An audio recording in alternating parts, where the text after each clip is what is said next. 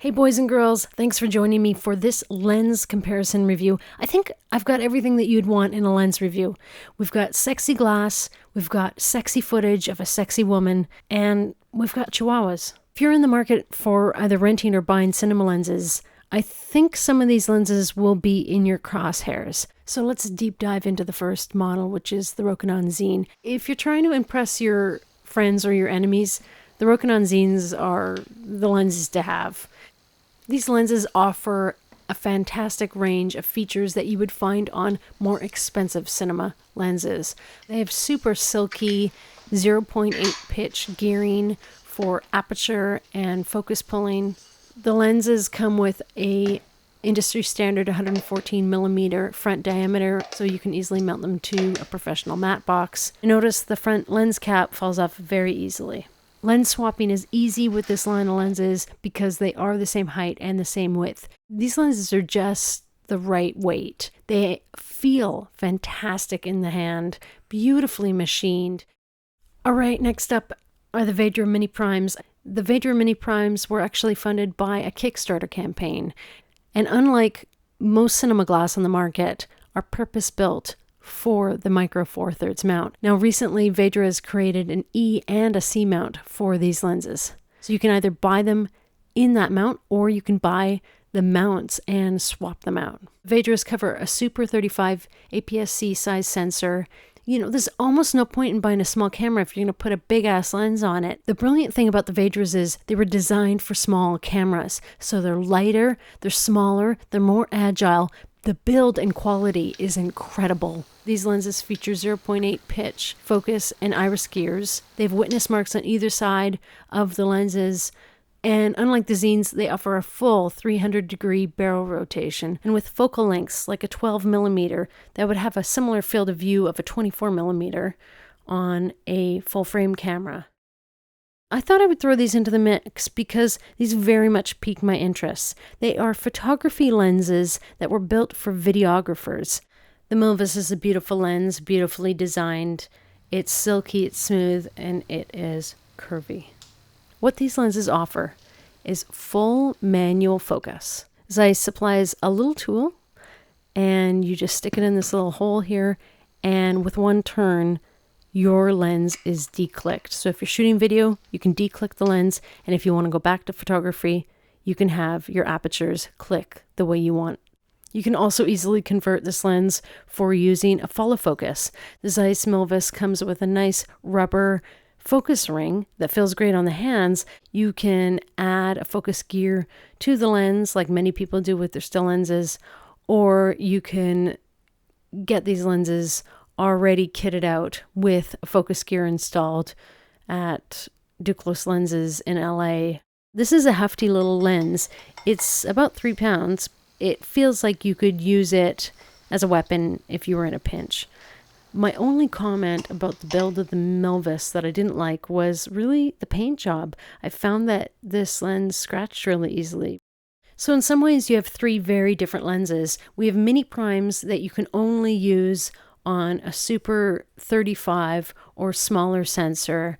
You have the Milvus that is really built for photography, but photographers that don't mind not having autofocus, and then the Cinema Prime of the Xeen. So we've looked at the fit and finish of these lenses. Now let's talk about what I think is the more important thing, which is the optics.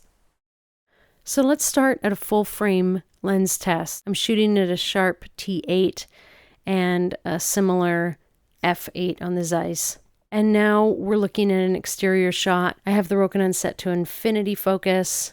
The Milvus lens looks a little bit brighter because I actually shot this footage a few moments before and the sun was setting. Now here's where we really start to see a gap between these two models. Wide open, this lens is not that sharp. And when you see the footage from the Milvus at an f1.4, it's quite incredible. This lens is sharp, sharp, sharp. Now when we add a Metabones Micro Four Thirds to Nikon f-mount adapter into the mix, we're all of a sudden on a similar playing field. We're going to start this footage at a T4 and shoot more wide open than that. And the Milvus, and an f4, and the Veydra. at an f4. At t1.5, this is really where the Rokinon completely falls apart. And amazingly, the Milvus and the Veydra are super sharp, wide open. You can really see how each lens captures the image differently, from skin tones to the color to even the exposure. I took the Milvus out for a lot of shooting, and I was just blown away by how sharp the image is and how it performed in general. The last optical test I wanted to show you was on focus breathing, and what better way to test that than with my little girls.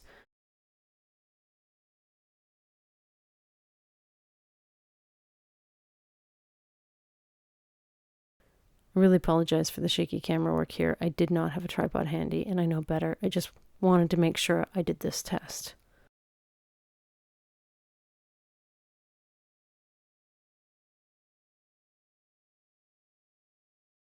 And we're going to go back to Maya here. We're on the Zeiss Milvus. Now this is really a still lens, so let's take a look.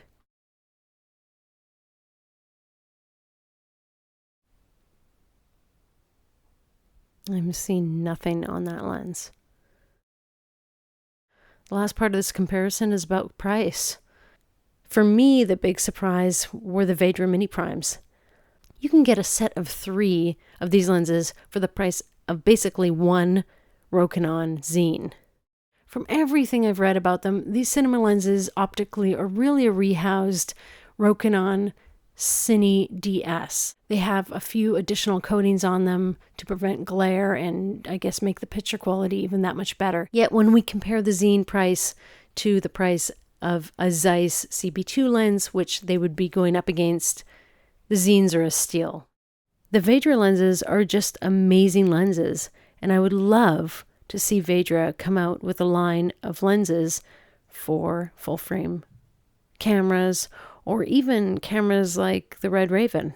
The Xeen is big and beautiful and has all the features for a professional cinematographer, and then the Zeiss is this hybrid videographer / photographer lens that could easily be converted to a cinema lens. It depends on the camera that you're going to be using. It depends on the sensor that you have, but it also depends what you're looking for price-wise and what features you are trying to get. I'm Kelly from Nice Lady Productions. I'll talk to you later.